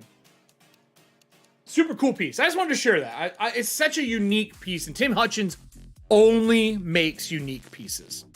Like his stuff is always hella unique. Here you go, Allie. I'm going to add that. Everyone keeps doing streamloots for it. I'm going to add that as a piece for it. What's that? People always type streamloots in to pull up the streamloot cards, and I just have SL cards in SL. So I'm going to make it so that streamloots also is a command for it. There you go. I had to do this for the last show. Like the more and more we've played on stream for Twitch, I did the same thing. So where are we at here, Riddles? We're nearing the end of our hour. Well, 2 hours. Well, I meant of this hour. My bad. Yeah. We're doing good. So I got the green on there. I added some little yellow to the tops of those horns. So I'm really happy with the way that this portion is coming out right now. I'm still doing some texturing and some lighting effects on the rest of it. What is our plan to do with these? Is this going to be our next month? Yeah, these will be the next month's raffle. Ooh. So these two pieces that I'm painting right now are going to be next month's raffle. Ooh, as a pair? As a pair. So both of these will be going together as a single unit for next month's raffle. So you're gonna, you'll get the Warlock pool is what I've been calling it. I don't know if there's a different name for it or not. But it looks like a Warlock summoning pool to me. Yeah, it does. So I've got that guy there. It's going along. It's coming along really nicely, I think. It's got some nice subtleties to it. This is the Mimic. The Mimic is... I've painted a Mimic already. This would be my third Mimic I've painted with this. Of those? So, yeah. I think I'd almost want to like cut the screw down top out and put magnets in it. But that's just because I love magnets. If you could maybe make that happen, 100%. I do prefer I don't like the idea of a screw down, but I know these are also pre-made STL files from I don't know who. Doesn't matter. But I'd file down to the last ridge and I would add two magnets in so that when you put it in and turn it, they'd be polarized so they'd snap it in place. Yeah. Easy breezy. So, but that's just, I still like them though. Like I actually really like the Mimic chest. Are you going to paint an eyeball on top of that? Yeah, because that's what it is. It's a. This is my personal one. This is the first one. Oh, nice! Oh, fuck, dude. This is an older one. This was like a year and a half ago when I did this. So, dude, I didn't really. Okay, I gotta be honest. The final version of that looks super cool, and you even did wet teeth. It looks like. Yep. Okay. All right, I like that way more now. I do this as a matte piece. I do it with a matte coat, protective coat, and then I come back in with this on top of the clear on top. Yeah, of the I have that shit too. So this gloss is what I used on the eye, the metal, and 100%. the teeth and the gums. Yeah. To give it that more gooey kind of effect. Yeah, this is fucking Allie. God damn it, my first Allie. So we got 2 cards to end our show out. Oh geez. Allie came in. The way you're laughing makes me nervous. I aimed at you. You'll be fine. So the first one is 80s anime. What anime would you absolutely recommend everyone watches at least one? She says Bubblegum Crisis S2G. I mean, Bubblegum Crisis is fun. I would say if you want to have a fucking amazing viewing experience, watch the old Trigun and then watch the new one. Because I just finished the first 3 episodes of the new Trigun. And there is something about how, like, the scene where Vash dodges bullets and the old one and what it looks like versus Vash dodging bullets in the new one, you can just see how far animation has come. It's fucking amazing. So we only have next week to finish these off too. So I swear to God. Oh, I know that's what it is. I just said S2G. Sorry. And I am hoping, I can't guarantee because I'm still waiting for a response. But originally, Anthony had expressed interest in being on the show for next week. Yeah, it'd be great. I would love to. So if I can get him on, I will definitely get him on. It's just a matter of, communication back and forth and lining things up. Yeah. Easy. It's easy. It's set up. I changed the name and we're ready to rock and roll. I just want to know in advance because I have so many questions for him out of the gate. Yeah. So many new things that they're putting out. So many. These that he can talk about. He's got the new DM screen that he can talk about. There's a lot of things that we can prod, whoop, and drag through the sand about what he's doing with Devin Rue. So no, that's me and I know. I'm just. They've worked together before. They have, but I want to know how it went so that we know what to do in the future. Anyway, man, I can't with the new Trigun animation. You mean you don't like it? Oh, I think you should give it more of a chance. It's not RWBY at all. I promise it's not like. I actually don't like RWBY at all. The new Trigun gets really good. I don't mind CG animation. Like Baki is really good on Netflix. I'm good with it if it's done right. So our last card for the day that I was laughing at. Wrong answers only. Frank House's father, Papa Frank House. No, god damn it, Gary Gygax is not my fucking dad. It's not a thing, Allie. It's not a thing. It's not. God damn it. Could be. Just saying, it could be. Wooby? No, it's red, white, blue, yellow. Isn't that what it stands for? RWBY, I think. It's a really long fucking title. I can't remember what it is. So, you got anything going on, Riddles, before we close out today? Ruby. Okay, it is Ruby. I have new stuff going up on almost a daily basis at this point. Yeah. These kind of, I have this stuff that's we have the if nobody has seen it yet, we do have 2 pieces that are up for auction, not raffle, but auction. I think I may have shown these off the first week, but you did. Go ahead and show them off again. I'm gonna get the Trevor Project link in here. If you don't have the link, let me know. I can get you the link. No, I do. These are 2 one of a kind. I went super detailed with my process on these things. I'm gonna go to big cam. There's even like veins in the bloodshot eyes of Vecna. I mean, that's just to give you an idea. I did swirl. I mean, there's a lot of like super small details in this stuff. that you probably aren't going to pick up on that screen, but yeah. And then it ends February 18th. Yes. So it's this what, Saturday, I think, or this Saturday. Yeah. But like even just the texture up in the stone and getting the lighting on each of the individual leaves, putting highlights in there. Oh wow. I love that Victorian look for it. I'm a big fan. And I had a lot of fun doing the swirl for the night sky. So anyway, but yeah, this was super fun to do. Getting all the highlights, really practicing a little bit more of my classical training, I guess. I mean, it's a gorgeous piece that is kind of a universal piece. It's not just a tabletop. Yeah, that's one of the things it's for everything. About, like, this kind of design is not stuck in a specific game or genre. No, not at all. This can really float into a lot of different things. Yeah. This is a little more solid on for your horror fans, your stuff like that, but or fans of Vecna, Liches. It even worked for Voodoo. This is a good Voodoo case.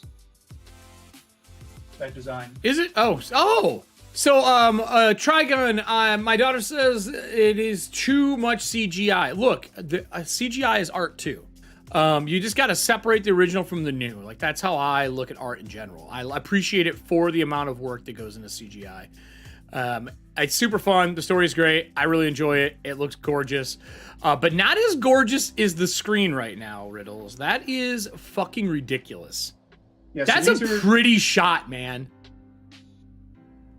It's some pretty intense work. I like it. I'm happy with it. Yeah, and dude. You should be. And we talked about this a little bit. I don't know if it was on stream or before stream, but you had asked me if painting, moving to these new paints has impacted my approach and my vitality with painting again. Yeah, exactly. Yes. And it totally has. What do you think the reason is for that? Why? Well, first of all, you have a very different approach between paints and inks. Mm-hmm. I'm using inks in a couple things right now, but not as heavy. I'm not like reliant upon them like I was before. The blending between paints and inks is very different, and the thought processes are also different because a ink just magnifies or multiplies what's beneath it, and with the color that you put on top, whereas a paint can truly block it out. So getting really great yellows to blend into the orange and into the red is something you can do with paints a lot easier than you can do with inks. And with it, as far as the paints themselves go, the quality of the paint is like phenomenal. It's thin, but not too thin. It's highly opaque, has a high opacity. Mm-hmm. So, it's solid. So you can put down a really thin coat and it still just has that color to it. Sure. It's thin enough that it bonds to the wood a little bit better than a craft paint does. So it's getting a better connection to the wood, holding on to the wood better. And for that, I figured out a trick too. So this is the Athantia piece. This will be something that I have to talk with Eric about for colors, right? But we have the piece here, and I got to come back in and clean up the edges. That's just something that happens with wood. You can't really get away from it because the capillary effect. But what I've started doing with some of my more classic pieces, like doing something like this, or even going to the Lone Wolf. Sure. I get better saturation into these little fine etch lines with ink. Ink is one of the great things. That's one of the great things about it. It is so thin that you can get it into these lines without clogging them up. Perfect. So I can keep my details in my work that I've been doing, and I can still get them black because I'm using the inks instead of paints. But I want that bonded connection, the chemical bond that because the guys at Monument, they formulate it heavily for bonding. So what I do is I go back after this and I do a dry brush coat of prime. And the other thing I love, they do prime in multiple colors, not just black. like one of the ones I want to get, and I haven't had a chance to get or been able to afford it yet. I want to get their, they have a dark camo green that comes in a bottle like that for priming. And so by putting that that quick black prime coat on top of the ink, I now have a better surface for that paint to attach to. Right. So I'm getting a lot better. I feel like an overall quality, and because the paints react or apply almost as easily as an ink does, it's just formula-wise, the whole 9 yards, like top to bottom, this just works so much better than what I was doing before. Not that what I was doing before sucked or was bad. This is just taking it to a different kind of place, a different level. 100%. So, and by making it easier for me to accomplish things like this and still get a good bond to the wood, which if you guys were here from the beginning last year, you know that one of the reasons why I really chose ink was because of that bond to the wood. It soaks into the wood holds it. It's, you know, you can't get rid of it. And I do enjoy the way that ink will come alive when you reapply something on top of it, and it makes it, you know, a different kind of blend. But the way that this works together, I couldn't do this with inks. It has to be with paints. And if I did it with an acrylic, one of the craft acrylic paints, it leaves a lot of chunks. It fills in gaps too much if you don't dry brush it light enough, you know. So it's more strokes, more brushes, because you have to do it lighter and lighter. Edging? Would you say you're edging? No, not at the moment. But if you'd like, I can. God damn it. So Riddles, while you were doing this talk, I just made a shit ton of GIFs of you playing with a box. You're not the first. It's on video already. There you go. I don't care. I put them all in our chat together, just you playing and rubbing boxes. You know, whatever makes the customer happy is what I'm here for. So as long as our audience enjoys watching me edge other people's boxes, I'm going to keep doing it. Oh, I'm clipping that. Yeah.